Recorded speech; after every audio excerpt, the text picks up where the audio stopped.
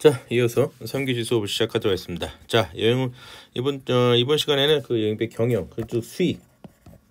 지금까지는 어떤 조직을 우리가 좀 살펴봤고, 그 다음으로서는 인사관리, 채용 속도, 교육 이런 것을 우리가 살펴봤어요. 그래서 가서 하는 업무 직무, 그 부서별로 하는 직무 일까지 우리가 체크를 했고요. 이제 이번 시간에는 이제 경영, 결국엔 돈이죠, 머니, 수익을 갖다가 어떻게 창출하고 있나 여행업계가 그걸 한번 좀 살펴보면서 어떻게 관리를 해야 되는지를 갖다가 알아보도록 하겠습니다.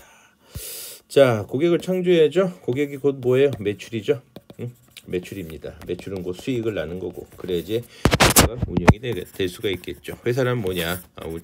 돈을 벌기 위한 것이 있지 않습니까? 그게 지금 결국 목적이에요. 그래서 잠재적 고객이나 활동 고객을 액티브한 고객으로 만들어내야 된다라고 보시면 될 것 같아요. 그 다음에 기업의 특징을 결정을 해야 돼요. 대형화로 갈지 전문화로 할지. 이건 추세입니다. 어정쩡한 거는 다 죽습니다. 지금 자유투어도 문 닫은 것 같고, 이번에 저것 때문에 자유투어라든가 그 다음에 뭐죠? 어디죠? 갑자기 생각이 안 나네. 여행 박사 뭐 이런 쪽으로 계속 여행사들이 줄줄이 아마 좀 저기 되는 것 같습니다. 그다음에 사회적 책임진다. 외화 획득이라든가 자국의 소개, 외교관의 역할들을 하게 되죠. 그 사회적 책임도 져야 되고, 항상 이윤을 추구해야 됩니다. 고 컨선, 그래야지 갑니다. 이윤이 없으면 사라집니다. 그렇죠? 여행업의 비전을 확립한다. 뭐 어떤 그 공익적인 광고죠. 자, 여행 활동은 여가 활동의 조종자이죠. 여행업의 종사자들이 국가 간의 외교 간의 어떤 긍지도 갖고 있을 수가 있습니다. 그다음에 여행을 계도하는 사람일 수도 있겠죠. 아무래도 여행 전문가 소리가 듣게 되면은 이런 강의도 어떤 특강이라든가 이런 건 여행 상품 프로그램에 안내도 해주게 되고 이렇게 됩니다. 그래서 여행업의 경영 지침은 그렇다. 고객을 창조하고 기업의 특징을 항상 결정을 해서 나아가야 되는 거고, 사회적 책임도 지고 공익적으로 여행업의 비전도 확립하고, 그러나 무엇보다도 고인 컨선 계속 가기 위해서는 이윤을 추구해야 된다라고 보시면 되겠습니다. 자, 기본 수익 한번 봅시다. 여행업은 도대체 뭐냐? 운송업자의 승차권, 선권, 항공권, 권유라고 해요. 권유 대매 수수료다. 5%에서 10%. 항공사에서 예전에 그 업계 처음 뛰어들 때는 1980년대, 90년대, 2000년대 정도까지만 해도 항공사 9% 커미션을 줬어요. 500만 원짜리 티켓 끊으면 5, 9, 45, 45만 원을 여행사한테 돈을 줬죠. 이게 불법 아닙니다. 적법으로 세금 계산서 다 발행하고 이상 없이. 그다음에 항공권 국내선은 5% 줬고요. 그다음에 이제 기차권도 5% 주고, 이런 식으로 이제 좀 정해져 있었다. 이게 이제 수익이었다라고 보시면 돼요, 여행사에. 다음으로 전세버스도 마찬가지 수수료 10% 마찬가지로 줬고요. 그다음에 숙박업자 호텔이죠. 여기서도 10% 나옵니다.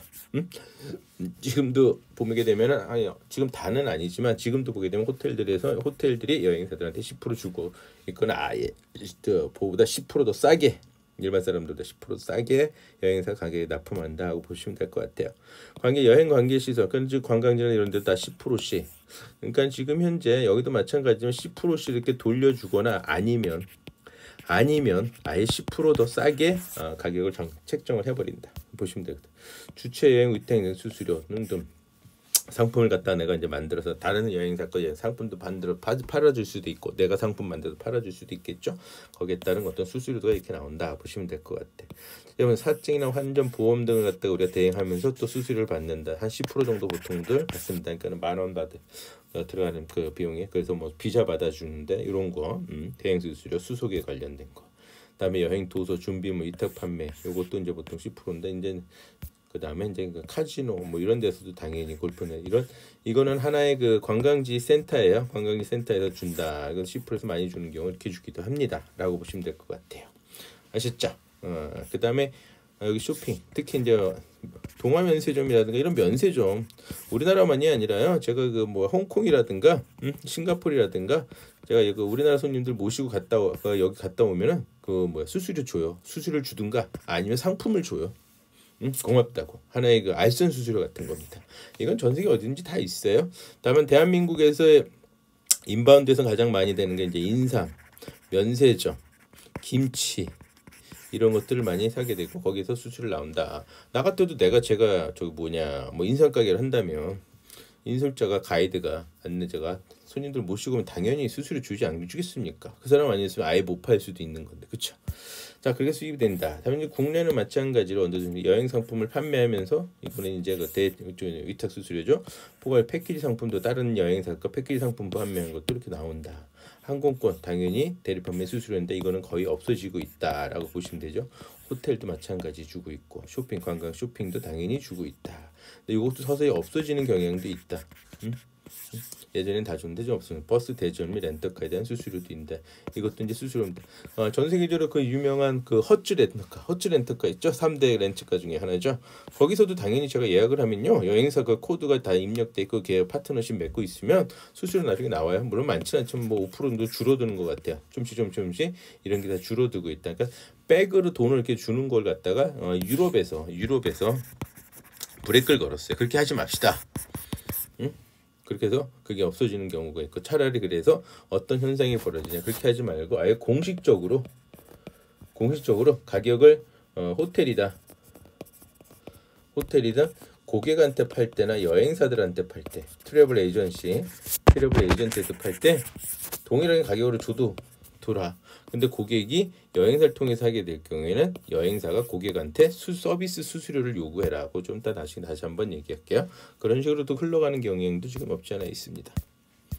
자, 그 다음에 이제 인바운드입니다. 인바운드도 마찬가지. 여행 상품 생산 판매. 내가 여행 상품을 직접 만들어서 파는 거예요. 거기에 대한 수수료가 있죠. 핸들링 차지일 때. 이게 수수료가 많이 붙을 때가 있어요. 보통 15%에서 20% 많이 붙일 때는. 적게 붙여도 7%에서 10%는 붙이고 있다. 개인 호텔 당연히 줍니다. 선택 관광. 이제 선택 관광을 하게 되면 수익을 남기는 경우가 있죠. 이거는 이제 심하게 많이 남길 수도 있습니다. 왜냐면 밤에 일하는 것 오버차지예요. 오버차지.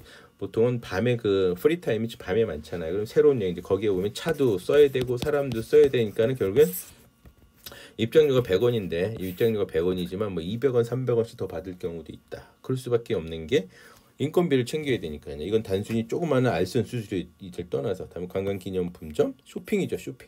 쇼핑에 대해서 수수료.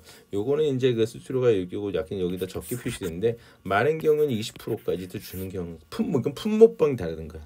어떤 품목은 좀 많이 주고 어떤 품목은 적게 준다. 일반적으로 왜 인삼 같은 경우는 많이 줘요. 근데 공산품은 좀 적다. 그렇게 생각하시면 돼. 왜냐면 가격이 정해져 있고 공산품들은 할인인데 이 소위에서 생물을 그러니까 뭐 이렇게 먹는 거 이런 거는 정확한 원가를 내기가 쉽진 않잖아요. 그러다 보니까 어쩔 땐 좀 많이 준다 이렇게 보시면 돼요. 항공권 같은 이런 권유, 교통기관에 대해서 판매수 당연히 나는 거죠. 또 반복된 얘기야. 그건 사진, 국내 인바운드는 이제 사진 많이 해서 그것도 많이 음식점에서 특히 주는 경우인데 즉 우리나라 그 호텔 무슨 뭐 지리산에 가보면 산채 정식 그런 간판들 쫙 붙어 있잖아요. 그 식당들 여행사에서 손님 모시고 가게 되면 500원씩 1000원씩 줘요. 인술자한테 가이드들한테 그게 다 있습니다. 그다음에 카지노 손객이 당연히 그 카지노에서 줍니다. 안 그러면 손님들 안 모시고 가니까.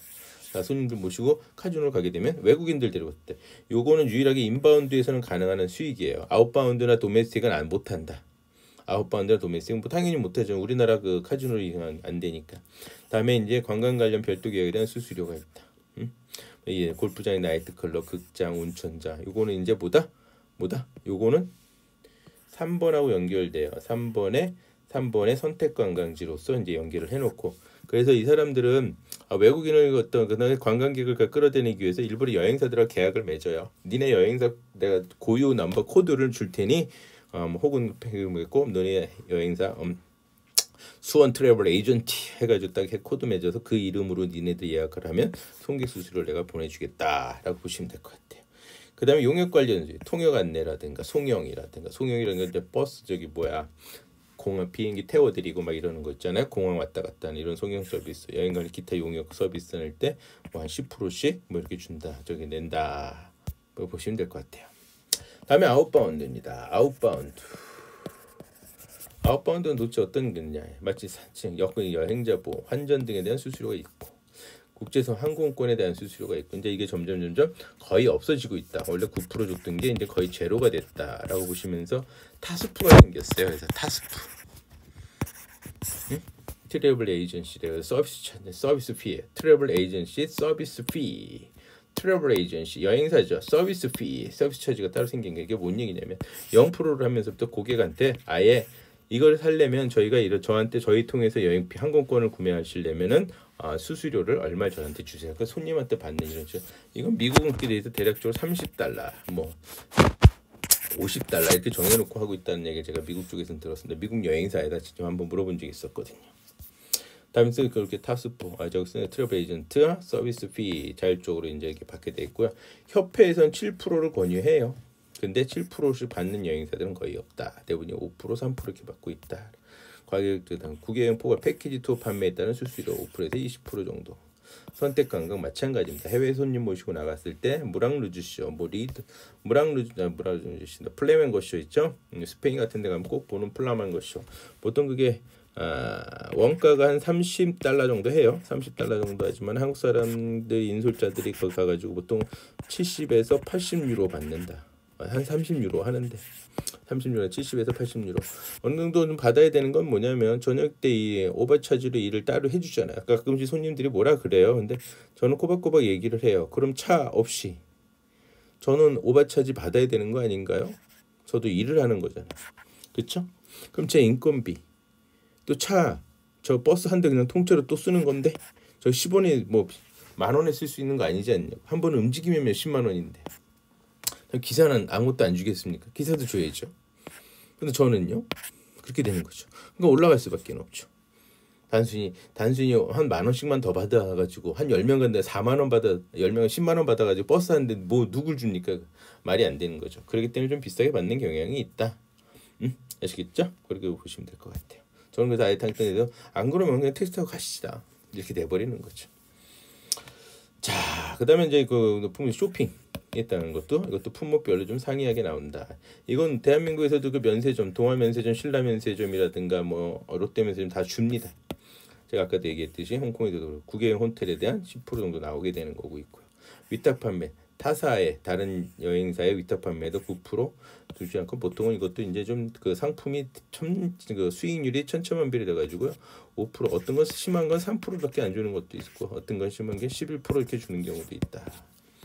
그다음 국외여행 보험 수수료 한 20% 정도 정도 나오는 게 그 보험 쪽에 들게 되면은 한 10%에서 15% 그것도 좀 줄어들고 있다. 왜냐 상품 가격을 점점 낮추다 보니까 이런 일들이 있다라고 보시면 될 것 같아요. 자, 다음은 경영 관리. 그래가지고 우리가 고객이 뭐야? 결국 시장이죠. 소비를 일으키는 그래도 교환이 이루어지는 그런 시장이 필요하다. 고객 관리 되게 잘해야 되는 거예요. 고객 관리. 특히나 이 고객 관리, 근데 여행 상품의 생산 과정에 고객을 참여시키는 거죠. 어차피 여러분들 그 비분리성이라고 아시죠? 여행 상품의 그 특징, 서비스 상품의 특징, 비분리성. 어차피 분리해주면 고객 과정에 참여가 필수잖아요. 그렇죠? 비분리성 해가지고 참여가 필수적이란 말이야. 차라리 참여시켜서 수급 양자의 협동으로서 이루어지는 게 여행 상품의 생산 과정이지 않습니까? 비분리성의 그 특징이 얘기하는 거잖아요. 그러니까 고객 참여가 이루어져야 상품이 만들어지는 거잖아요. 고객 참여 없이 상품이 만들지 않잖아요. 여행 상품은. 그렇죠? 그렇기 때문에 그거를 우리 이제 감안을 하고 경영진도 고객 관리를 아예 필수를 해야 돼요. 고객 관리를 철저하게 해줘야 됩니다. 우리가 하나 놓치고 있는 것이 가끔 있는데 이 신규 고객에 신경을 많이 쓰는데 신규 유치 고객에 이거보다 더 중요한 게 뭔지 아세요? 고정 고객, 기존 고객이죠. 정확히 기존 고객을 고정 고객화 시키는 것이 훨씬 중요해요. 그러니까 기존 고객 관리가 훨씬 중요한 거예요. 기존의 고객을 관리하는 게 훨씬 더 중요하다. 근데 고객 관리 방법은 요거는 이제 경영적인 측면에서 경영적인 측면에서 두 가지 보통 방법이 있어요. 고정 고객화. 이거가 바로 이제 기존 고객을 뭐 한다? 단골 고객으로 만들어 버리는 거고. 고객을 이용해 가지고 비용을 줄이는 방법이 있어요. 고객을 이용을 해서 비용을 줄이는 방법이 있어.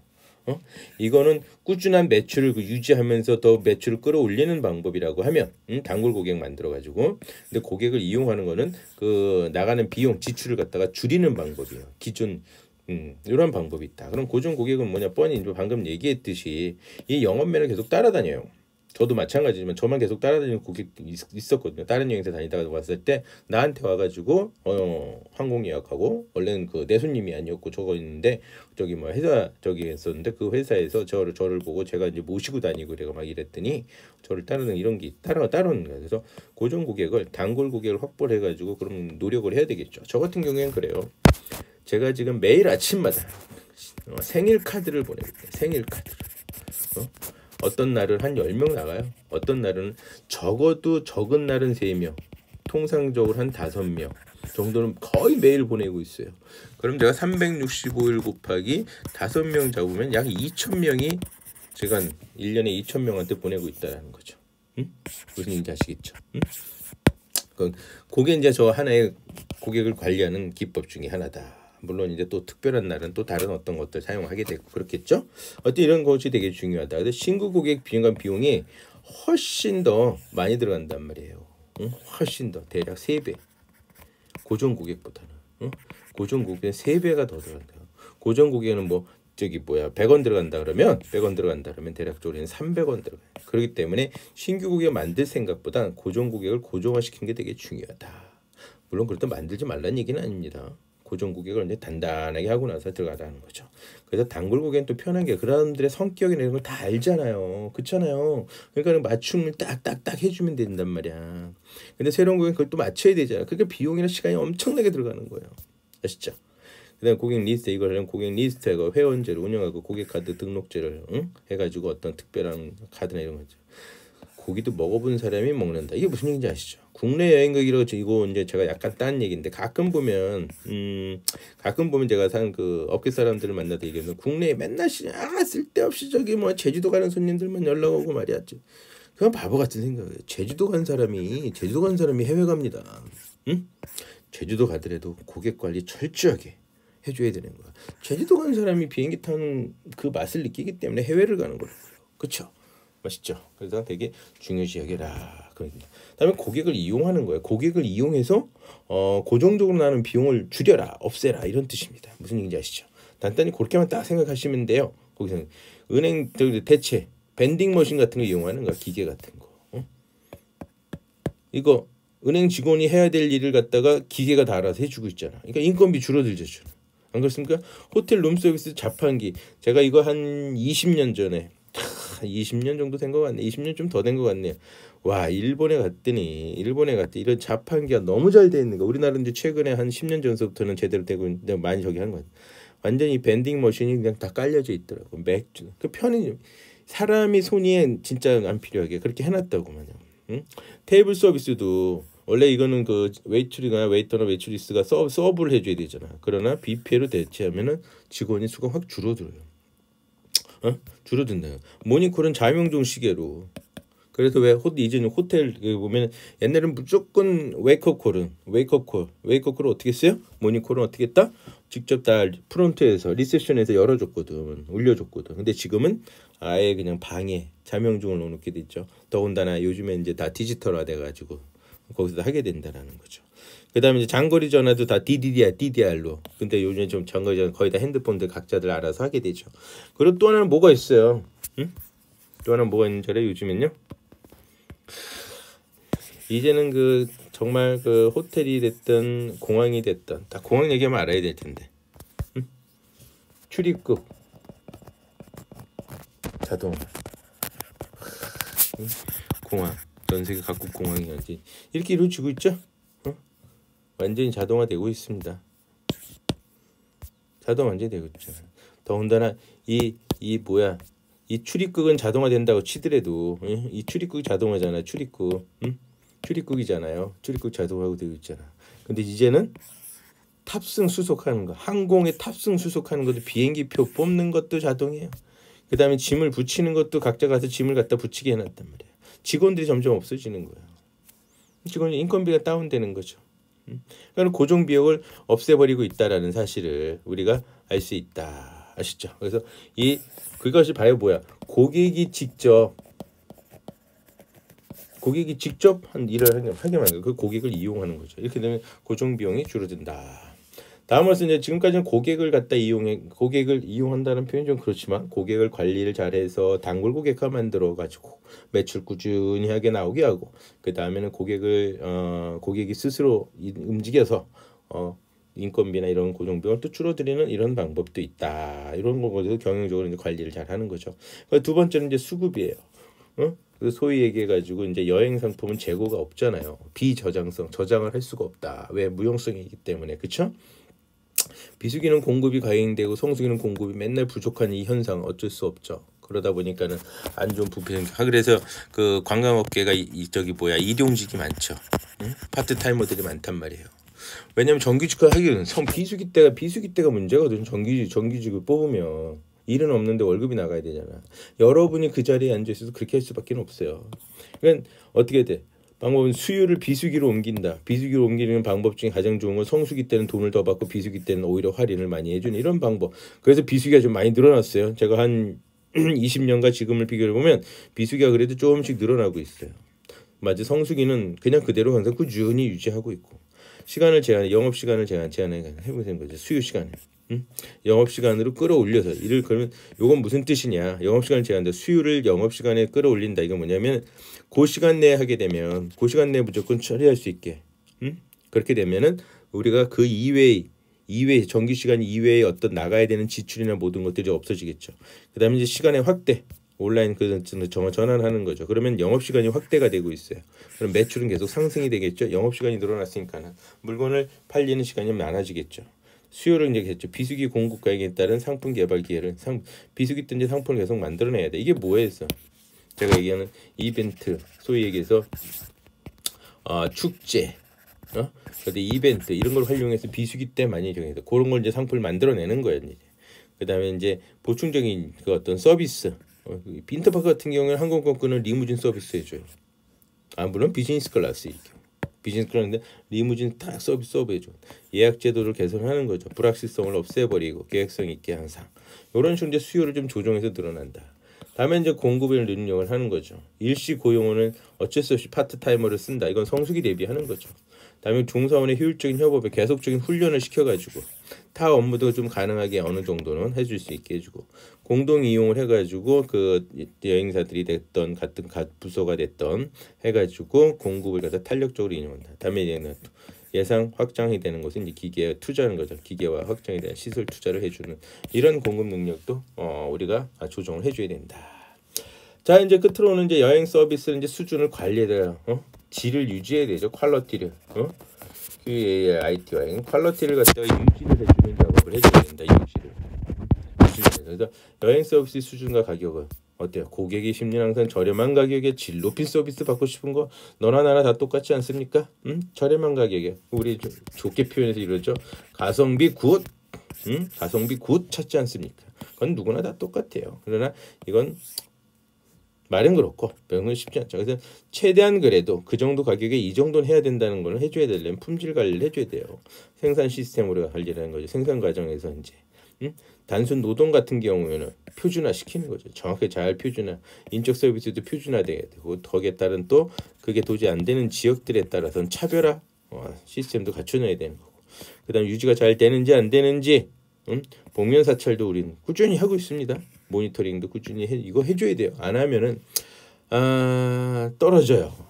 사람이 좀 그렇잖아요. 아무래도 간단히 다른 얘기해서 유니폼을 익히는 이유가 뭐냐? 유니폼을 입으면은 이 사람이 유니폼을 그러니까 양복을 입던 그 회사의 어떤 그 규격화된 어떤 옷을 입게 되잖아요. 그러면은 행동 양식이 달라져요. 그것만으로도 벌써 관리 감독을 하는 거예요. 유니폼을 입히는 것 자체가. 유니폼을 벗고서는 그거 똑같아요. 얘 예비역이 왜 그따위 이렇게 노는잖아요. 예비역들 민방위 훈련 옷이 다 복장이 저기가 되거든. 여튼 이것도 하나의 그 절제를 주듯이 하여튼 모니터링도 해주는데요. 일부러 공격성을 오픈하는 경우도 많아요. 모니터링. 어떨 때는 모니터링 오프닝 했다가 복명사찰도 했다가 그러면서 막 그럼 긴장을 하게 되니만 직원들이나 어떤 서비스 질이 더 되겠죠. 시스템적으로도 마찬가지예요. 고접촉 부분이 있단 말이에요. 고접촉. 그러면 우리는 고접촉을 하게 되는 것을 뭔 전략을 좀 신경 써줘야 되냐. 메모티 전략을 우리는 갖고 있어야 된다. 메모티. 모멘트 오브 트루스라고 아시죠? 진실의 순간. 그 순간에 그 스칸디나비아 항공사의 이안 칼슨이 처음에 주창해가지고 아주 성공적으로 적자보다는 항공사가 흑자로 만들었죠. 그거 이제 MOT 전략인데 이 MOT 전략인데 고객과 접촉 부분을 갖다가 최대한대로 그 15초가 회사의 운명을 좌우한다 그랬습니다. 이 15초 동안에 아주 철저하게 잘 해주는 것이 필요하다라고 보시면 될 거예요. 그래서 고접촉 부분은 그렇게 하고 이제 저접촉 부분은 오히려 이제 이런 방법도 있어요. 저접촉 부분은 이제 정산, 격리, 총무 이런 관리 업무들 보는 데 있지 않습니까? 이런 건 아예 그냥 떼버려. 그래서 사무실 작게 만들고 이 사람들은 아예 저기 변두리로 보내버리는 거야. 아예 변두리로 그냥 여기 지금 현재 여기 쓰는 거는 뭐야, 한 달에 1,000만 원씩 임대료 나가는데 거기 가게 되면 한 100만 원, 200만 원 수준으로 내놓는다. 비용을 이제 낮추는 방법 중에 하나가 되겠죠. 이런 식적이 되겠죠. 그다음에 체인화 후방 부분, 그 저접촉 부분이 되겠죠. 재접촉. 판매 채널 당연히 판매 채널 확보를 해야 됩니다. 계속 판매 채널 늘려 나가야 되는 거. 후방 부분, 근데 온갖 마케팅을 벌려야죠. 판매 채널에서. 판매 채널 확보하는 것만으로도 광고 홍보 효과를 할 수 있는 거예요. 그다음에 후방 부분 저첩쪽 백오피스라 그러죠. 백오피스 같이 연동해서 공동으로 항상 이용하는 것이 좋다라고 보시면 돼요. 자, 오늘도 수업 듣으시고 고생들 많으셨어요. 자, 출석 과제 오늘은 그래서 짧게 간단하게 딱 요거만 작성해서 메일로 보내주시면 돼요. 인바운드 조직, 아웃바운드 조직, 제가 2교시 때 설명한 것 같네요. 도메스틱 조직의 그 업무들의 그 차이점이 있죠. 간단하게 거기 있는 그 세세하게 다 그것을 작성하려면 그러지 말고 그냥 인바운드는 뭔지, 아웃바운드는 뭔지, 도메스틱은 뭔지 간략하게 한두 줄 정도씩 작성해가지고 메일로 보내주시면 되겠습니다. 자, 수업 듣느냐고 고생 많으셨습니다. 오늘 하루도 행복하게 화이팅!